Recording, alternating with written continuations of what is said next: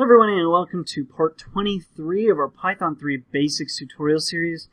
In this video we're going to round out one of the last things that we want to cover here, and that is dictionaries. And then we're going to put it all together in one larger program and really see how all this stuff can work together, because it's one thing to learn the basics, but it's another thing to learn how you can kind of put all of this stuff together and actually do something with it. Now, we might not do anything, epic with it, but the idea is to show how you can use all of these really simple tools that you've been taught so far to do some really cool stuff. So anyway, on with dictionaries. One of probably the most useful data types in Python is the dictionary. It's a lot like a database, a lot like associative arrays in other languages. So Python doesn't have an associative array, but the closest it has to it is a dictionary. And the idea of a dictionary is to have what are called keys and then values.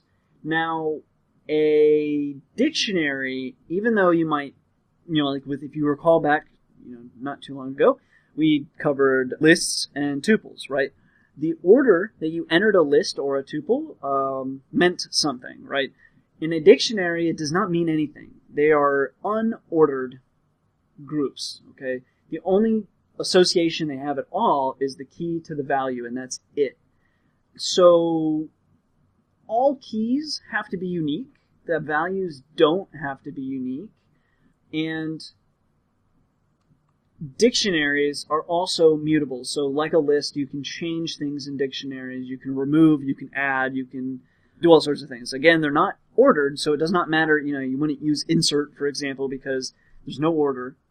You wouldn't sort, and you wouldn't reverse because there's no order, and so on. But you can change things. So let's go ahead and just show an example. So let's say you're a teacher and you're keeping track of your students' grades. So you have grade dict, we'll call it, and that's going to be a dictionary. And the way that you notify Python that you're going to be creating a dictionary is with curly braces, like that. Now, let's say you've got some students. You've got Kelly in your class, and Kelly got, on the last test, an 89. So each element, or each key, so Kelly here is the key, and the value is 89. Now the value can be anything, and the keys can be almost anything, but usually you're going to use either an int float or a string. And then values, same thing, int float or string, but they can also be functions and all kinds of things, and classes and stuff. But for now, we'll just make it a number, an int. So Kelly got an 89, and then comma, so this is our key colon value. So Kelly got an 89. David didn't do so hot. He got a 65. Jack got a 95. And Samantha got a 78. Okay? Now first, what we can do is we can print grade dict, like that. We'll save and run it. And output is just the dictionary, okay? Now, as a teacher, let's say you want to know, what did David score again? You want to be, like, let's say this list, you had 500 names in here, okay? And you wanted to remember, okay, what was David's score? I forget what David's score was. So you could do print. And then to reference a key, you would do grade dict, and then we would say David. So we'll save and run that, and we're reminded that David got a 65. But actually, it turns out that we were wrong. We didn't mean David got a 65. That was a typo. He actually got a 56. So we need to fix that. So how would we fix that? Well, you can change this to be, you could say grade dict David equals 56.